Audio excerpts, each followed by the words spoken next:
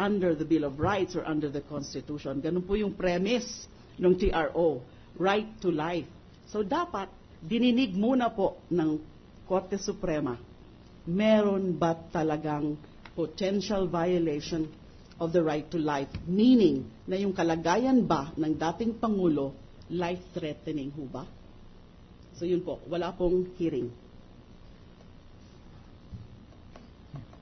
May nabanggit kayo kaninang order o notice of order na nagbuhat sa Korte Suprema na ipinalabas ng Korte Suprema noong Nobyembre 18, 2011. Pinakikita ko po sa inyo itong notice of resolution na kanina po ay minarkahang Exhibit Nonapol U. Ito po bang tinutukoy ninyo? Na order na nanggaling sa Opo. Batas Dagupan.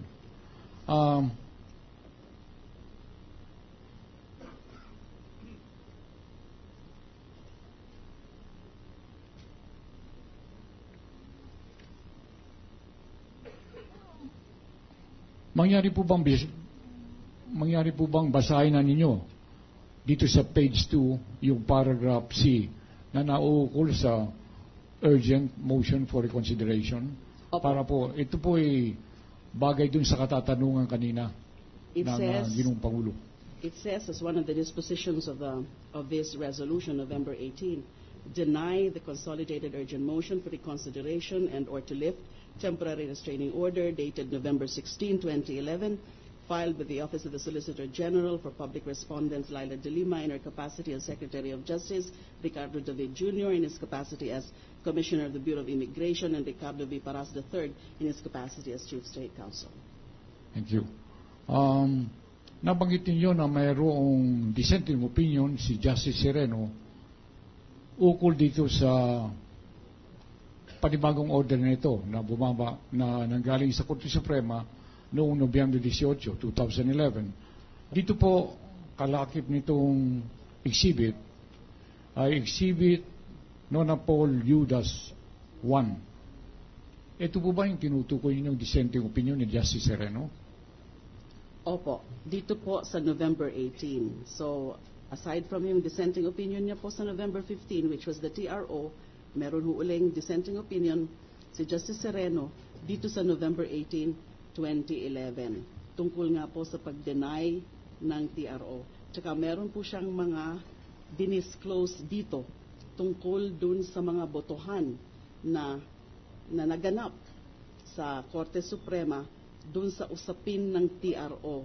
Yan ba kung ano ang tunay na nature ng TRO, kung conditional ba o hindi, at yung pangalawang tanong, yun ba ay nasuspend ba yung efficacy or effectivity ng TRO dahil nga hindi nasunod yung kondisyon, isa sa mga kondisyon ng TRO. Nakalagay po dyan yung mga informasyon.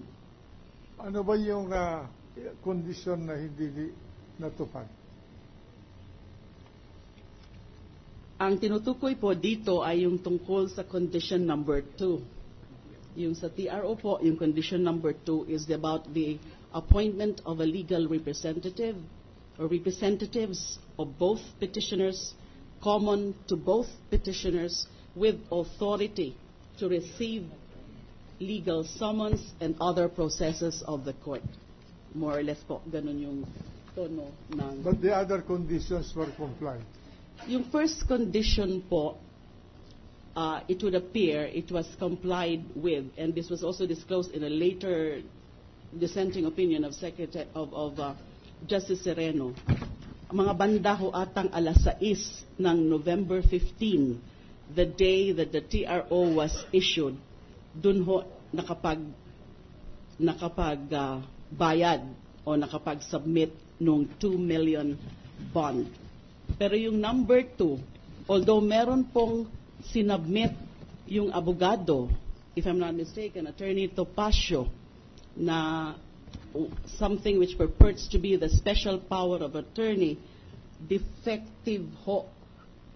Sabi, dahil imbis na ang sasabihin is with authority to receive legal summons, ang nakasabi po doon sa special power of attorney ni sinabmit ni Attorney Topacio ay to produce legal summons.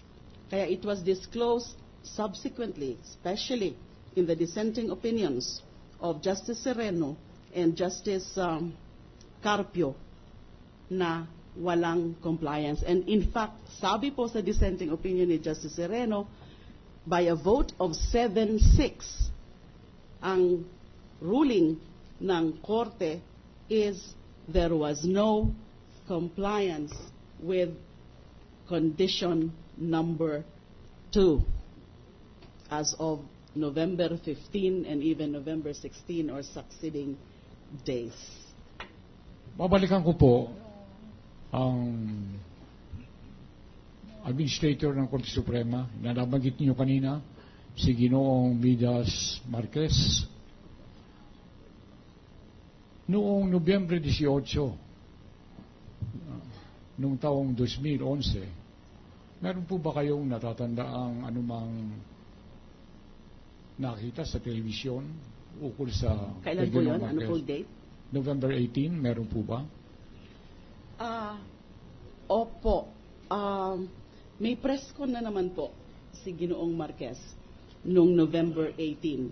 I think as an offshoot noong pag-issue nga po nitong November 18, 2011. Ano po ang mga sinabi ni Mr. Marquez doon sa press conference na sa palagay ko ang tinutukoy nyo, nakita nyo sa television? Hindi ko na po natatandaan lahat. Ang natatandaan ko lang po na medyo importante hong masabi, and this can be confirmed, ay pinaliwanag niya na effective na daw po talaga yung TRO. Wala siyang sinasabi na nagkaroon ng botohan na there was non-compliance with that condition, and yung unang botohan ho ng Supreme Court, again based on the disclosures of Justices Sereno and Carpio in their dissenting opinions, ay ang by 7-6, ang ano nila is that hindi na nila kailangan sabihin kung suspended ba talaga yung TRO kasi clear naman daw po, o it's common sense, quoting one of the justices. Now, it's common sense that it's understood that because the TRO is subject to certain conditions, pending the compliance with those conditions, it cannot be considered as already effective. Yung parang naging consensus nila as disclosed by Justice Sereno, dahil malinaw naman po daw yun, that's fundamental, na conditional. So, hindi na nila kailangan sabihin na it was deemed suspended. That was the first voting.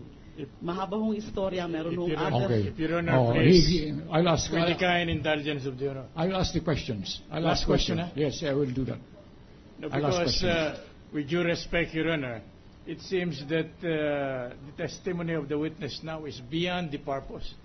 This is practically amending, criticizing the decision of the Honorable Court. It has nothing to do with the alleged impeachment complaint against Chief Justice Corona, Your Honor.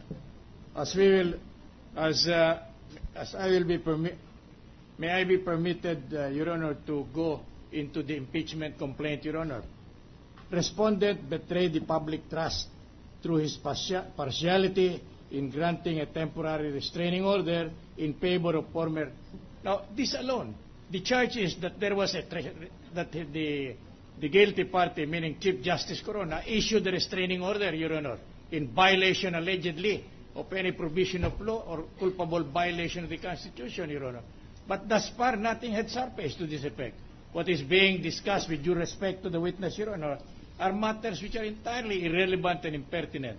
The court can take judicial notice, Your Honor, of the nature of the proceedings before the Supreme Court. It is a collegiate court. There can be no restraining order on any decision that can come out without the